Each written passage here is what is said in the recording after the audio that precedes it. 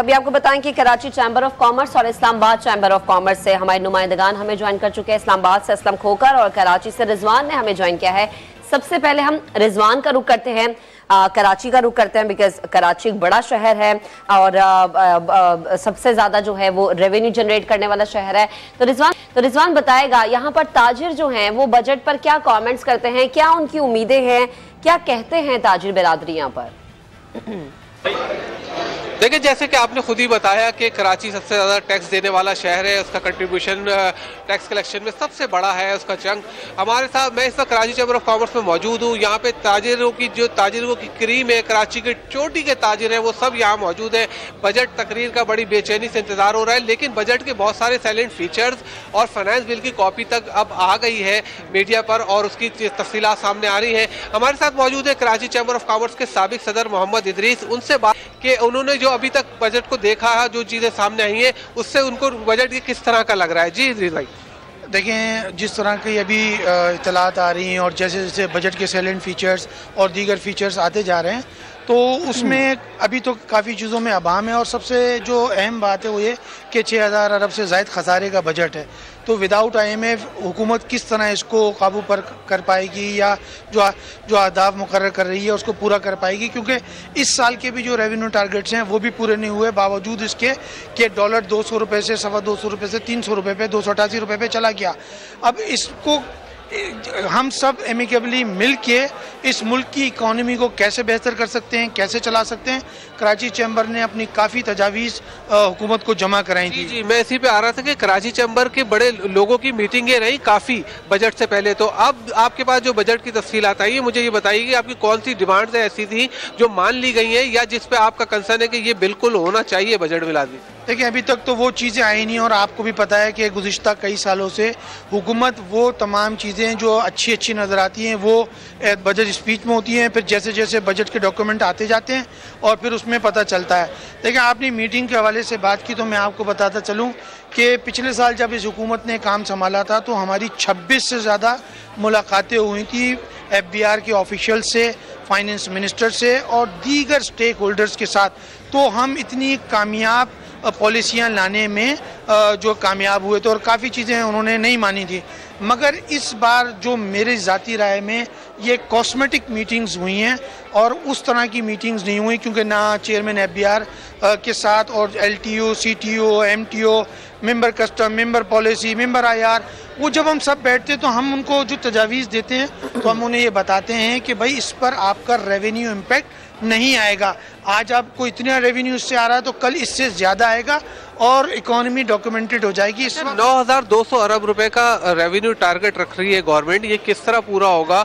एक बात, दूसरी बात कह रहे हैं कि 1900 अरब रुपए के कुछ नए टैक्स लगेंगे, तो टैक्स तो कम होना चाहिए था, GST की शरह कम होनी चाहिए थी, शरह सूद को नीचे लाना चाहिए था। ऐसा कुछ होता हुआ नज़र आ रहा है? देखिए, जो मौजूदा मुल्क के मुआशी, इक़्तिसादी और सियासी हालात हैं उसमें बिज़नेस कम्युनिटी बहुत अच्छे बजट की तवक्को नहीं कर रही, लेकिन इसमें बेहतरी लाई जा सकती थी और हमेशा की तरह जो टैक्स पेयर्स हैं उनके ऊपर ही टैक्स दर टैक्स लागू कर दिया जाता है। और हमेशा हुकूमत बात करती है कि नए जो टैक्स में लोगों को लाया जाएगा नेट में, उस पर 0% काम हो रहा है और जो 0% काम हो रहा है। देखिए, ये सबको यही है कि जो मौजूद है उनको ना निचोड़ा जाए, बल्कि नए टैक्स पेयर जो है वो शामिल किए जाएं और नए एवेन्यूज हुकूमत देखे। मजीद टैक्स लगाने से जो है ताजिर, जो पहली इंडस्ट्री नहीं चल रही है, वो और ज़्यादा जो है वो तनज़्ज़ुली का शिकार हो जाएगी। जी, ईज ऑफ डूइंग बिजनेस होना बहुत जरूरी है। रिजवान आलम में बता रहे थे, कराची चैम्बर ऑफ कॉमर्स में मौजूद थे। हम रुक करेंगे इस्लामाबाद का। नुमाइंदा Samaa Aslam Khokhar Islamabad chamber of commerce industry में ताजिर रहनुमाओं के साथ मौजूद हैं, उनसे मजीद बात करेंगे। असलम खोकर, आप बताइएगा कि बिजनेस कम्युनिटी की क्या तवक्कुआत हैं इस बजट से?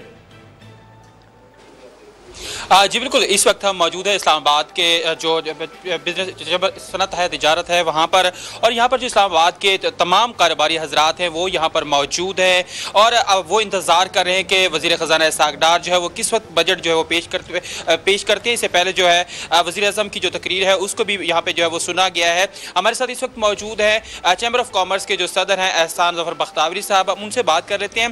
बख्तावरी साहब, ये बताइएगा, बजट पेश होने जा रहा है, आपकी क्या तवक्कुआत हैं कि जो ख़ास तौर पर अगर हम कारोबारी बरादरी की बात करें तो आपके लिए कोई आसानियाँ नज़र आ रही हैं, क्योंकि इस वक्त जो मुआशी हालात हैं वो बहुत ज़्यादा मुश्किलात का शिकार है?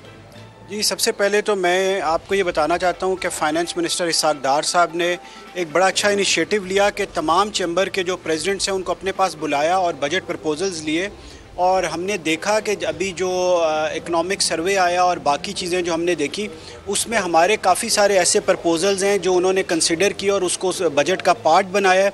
तो हम इसको बड़ा खुशाइन समझते हैं और हम ये समझते हैं कि इन हालात में एक अच्छा और जिसे कहते हैं ना अवाम फ्रेंडली बजट बनाना काफ़ी मुश्किल है, लेकिन उसके बावजूद जो हम लोग देख रहे हैं कि अगर 9,200 टैक्स कलेक्शन का हदफ रखा जाता है और उसमें से 7,200 अरब हमने सिर्फ डेट सर्विसिंग में देना है, तो उसके बाद पीछे हमारे पास बहुत कम पैसे बच जाते हैं। तो मैं ये समझता हूँ कि इन हालात के बावजूद बड़ा अच्छा बजट आएगा और आप देखेंगे कि इसके बाद पेट्रोल की कीमतों में भी कमी आएगी और जो इसेंशियल कमोडिटीज़ हैं डेली यूज़ की उसमें भी कमी एक्सपेक्टेड है। साहब ये बताइएगा कि अभी जो बजट तकरीर है, सेशन है, वो ताख़ीर का शिकार है और ख़बरें यही आ रही हैं कि ख़ास तौर पर जो सरकारी मुलाज़मीन हैं उनकी तनख्वाहों के हवाले से कुछ इशूज़ चल रहे हैं, शायद उस वजह से है। इसको आप कैसे देख रहे हैं, क्योंकि काफ़ी देर से आप लोग भी इंतज़ार कर रहे हैं कि मसला क्या आ रहा है, कहाँ पे कोई इशू आपको सामने नज़र आ रहा है? क्या है सर, ये हमने ये सुना कि कोई जो गवर्नमेंट के रिटायर्ड लोग हैं उनका पेंशन से रिलेटेड कोई इशू है कि गवर्नमेंट शायद 20% पेंशन इंक्रीज़ करना चाहती है, लेकिन वो ज़्यादा कुछ एक्सपेक्ट कर रहे हैं, तो हो सकता है उसके बारे में भी हो। और दूसरा हमारी तरफ से भी और बाकी काफ़ी बिज़नेस कम्युनिटी की तरफ से ये था कि एक शोधा पैकेज भी इस बजट में होना चाहिए कि जिससे जो शोधा की फैमिलियाँ 86,000 शोधा हैं जिन्होंने 1999 के बाद से वॉर एंड टेरर ठीक है। असलम साथ रहिएगा, जरा मुल्तान का रुख करते हैं, वहाँ की सिचुएशन जानते हैं। मोहसिन अली हमें मुल्तान चैम्बर ऑफ कॉमर्स से ज्वाइन कर चुके हैं और सनतकारों के साथ मौजूद हैं। सनतकारों की राय बड़ी ज़रूरी होती है, जाहिर सी बात है। जब बजट आता है जो मेन इन लोगों का इंटरेक्शन होता है वो ज़ाहिर है हमारी ताजिर बरादरी से होता है। तो मोहसिन आप बताएगा, जो सनतकार है मुल्तान के वो क्या राय रखते हैं? जी बिल्कुल, आज वफाकी हुकूमत अपना बजट पेश कर रही है सब मान के चैम्बर ऑफ कॉमर्स में, जहाँ पे सनतकारों की बड़ी तादाद यहाँ पड़ी हुई है। स्मॉल इंडस्ट्री के भी और ख़वातीन चैम्बर की खातून भी यहाँ पर मौजूद हैं। उनका ये कहना है कि वफाकी हुकूमत आज जो बजट पेश करने जा रही है बहुत सी उम्मीदें वह बस्त है। इस बजट के हवाले से टैक्सेस में कमी की जाएगी, आम आदमी को रिलीफ दिया जाएगा। जो हमारी सनत है उसके हवाले, चाहे वो IT की सनत है, चाहे वो गाड़ियों की सनत है, किसी भी हमारे टेक्सटाइल की सनत है, उसमें रिलीफ देने के लिए इक़दाम करने की ज़रूरत है। बड़ी तादाद में यहाँ पर चैम्बर ऑफ कॉमर्स की यहाँ पे मौजूद है, मेरे खातून भी मौजूद है। मैडम ये बता दें कि चैम्बर ऑफ कॉमर्स की तरफ से आप यहाँ पे क्या समझते हैं कि बजट में किस चीज़ को फोकस देना चाहिए, रिलीफ मिलना चाहिए आवाम को? मैं ये समझती हूँ कि जितनी भी इलेक्ट्रिसिटी एनर्जी बेस्ड चीज़ें हैं, इलेक्ट्रिक ऑटोमोबाइल्स में जो इलेक्ट्रिक सेक्टर है और कोई भी इस किस्म की काविश जिसमें एनर्जी में हम लोगों को कोई फ़ायदा होना जाता है या हमारी एग्रीकल्चर है, आई थिंक कि इसमें ये लोग देंगे रिलीफ।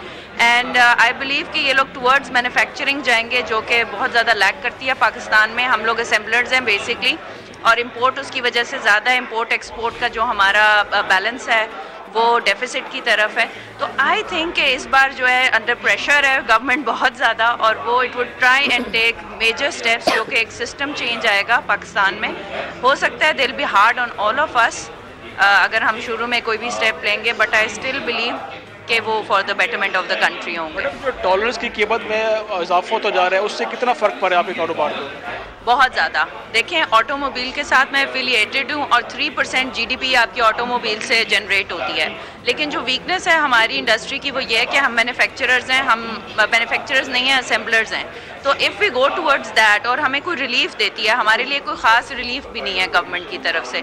अगर गवर्नमेंट आज इलेक्ट्रिक व्हीकल्स के ऊपर और बाकी कंपनीज़ को ये लोग इनकरेज करें कि भई आप टुवर्ड्स इलेक्ट्रिक बैटरीज़ की तरफ जाएँ, गाड़ियाँ हाइब्रिड लेकर आएँ या इलेक्ट्रिक व्हीकल्स लेकर आएँ, तो मेरे ख्याल में it would be a major change in the automobile industry और हम इसको 3% से ऊपर लेकर जा सकते हैं only if the right steps are taken forward. बिल्कुल, आप की बात कहता है कि हुकूमत अगर बिल्कुल मोहसिन, अगर राइट स्टेप्स लिए जाएंगे तो तमाम सेक्टर्स को सहूलत होगी और यही सहूलत देने की कोशिश भी कर रही है हुकूमत।